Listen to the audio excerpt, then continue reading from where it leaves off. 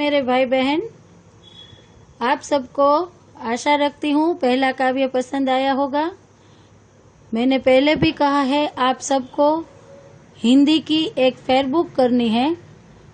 Workbook तो सबके पास पर्याप्त नहीं रहेगी, इसलिए पहले लेक्चर में मैंने जो क्वेश्चन आंसर यानी कि प्रश्नों के उत्तर आपको सिखाए थे, कैसे लिखना है आपको उत्तर, ठीक है। तो फिर से एक बार मैं बता देती हूँ, आप सबको अपनी हिंदी की एक फेयर बुक करनी है। तो हमने जो पहला काव्य आराधना करा था,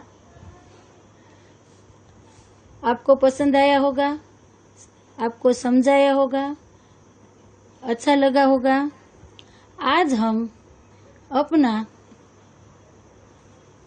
दूसरा लेसन, जिसका नाम है न्याय मंत्री,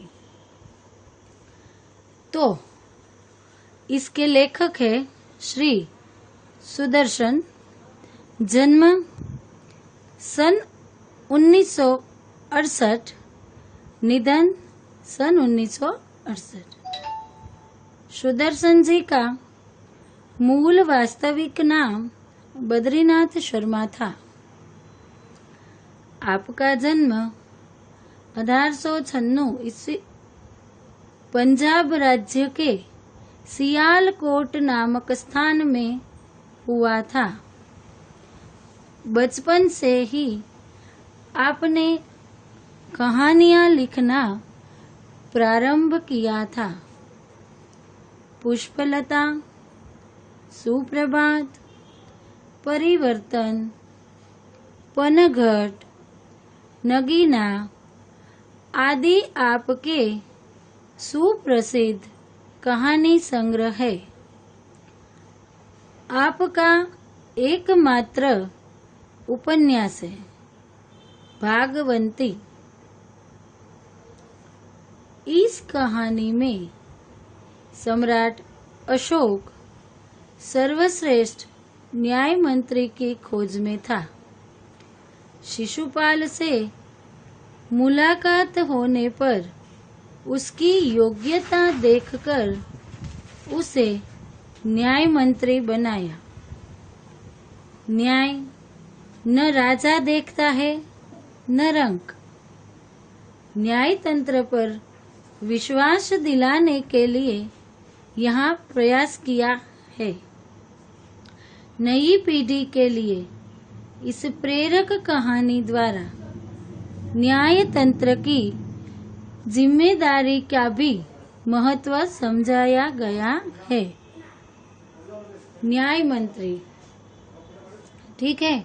आज हम हमारा दूसरा जो लेसन है न्याय मंत्री, वो शुरू करते हैं। संध्या का समय था। चारों ओर अंधकार फैल चुका था। ऐसे में किसी ने बाहर से घर का दरवाजा खटखटाया। સાંજનો સમય હતો, ચારે તરફ અંધકાર ફેલાયેલો હતો। એવામાં ઘરની બહારથી કોઈએ દરવાજો ખખડાવ્યો। कौन है? ब्राह्मण शिशुपाल ने थोड़ा सा दरवाजा खोलते हुए पूछा। कौन छे? ब्राह्मण शिशुपाले थोड़ो दरवाजो खोलीने पूछ्યું। एक परदेसी। बाहर से आवाज आई। क्या मुझे रात काटने के लिए स्थान मिल जाएगा? एक परदेशी छू। બહારથી એવો અવાજ આવ્યો, શું મને એક રાત વિતાવવા માટે થોડી જગ્યા મળશે? जैसे ही शिशुपाल ने पूरा दरवाजा खोला, मेरे भाई बहन ध्यान दीजिए, यहाँ जो चिन्ह है उसे हम अल्प विराम कहते हैं। जब हम रीडिंग करेंगे, पढ़ेंगे, तब यहाँ पे जो ये चिन्ह आता है तो हमें 1 मिनट 1 सेकंड के लिए रुक कर आगे पढ़ना है। प्रश्नार्थ आता है क्वेश्चन मार्क, तो हमें ऐसे पढ़कर देखना है।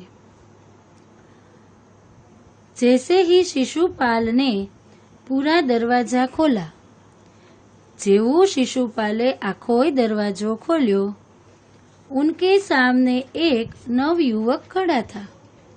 एनी सामे एक नवयुवान ऊभो हतो।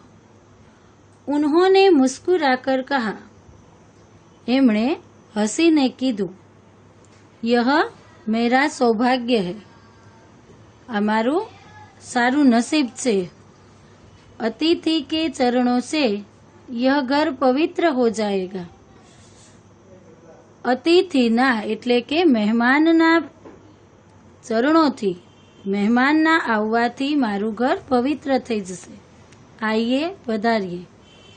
मेरे विद्यार्थी भाई बहन, हमारे भारतवर्ष में खास करके जो हम यहाँ गुजरात में रहते हैं, हमारे यहाँ मेहमान को भगवान का रूप दिया है। मेहमान हमारे भगवान समान होते हैं। हम लोग मेहमान को भगवान जैसा आदर सत्कार देते हैं, जिसको हम हिंदी में अतिथि कहेंगे। अतिथि को लेकर शिशुपाल घर में गए और उनका आदर सत्कार किया। अतिथि ने लईने शिशुपाल घर में गया अने एमनो आदर सत्कार यानी मेहमान गति करी। फिर दोनों उस समय की देश की अवस्था पर बात करने लगे। पछी बन्ने त्यारना जे देशकाळ हतो एनी वातो करवा लाग्या। शिशुपाल ने कहा, आजकल बड़ा अन्याय हो रहा है। ये देखे मेरे भाई बहन, सिंगल इन्विटेड कोमा रहा है। जब भी कोई बोलता है भाषा में, मैं साथ साथ में इसलिए दिखा रही हूँ कि आपको समझ में आए। आगे आपको परीक्षा में पूछा जाएगा कौन बोलता है, किसे कहता है। जो गुजराती में उसे कहते हैं कौन बोले छे, कोने कहे छे। ठीक है, तो ये अवतरण चिन्ह जो है, ये जिसको हम डबल इन्विटेड कोमा।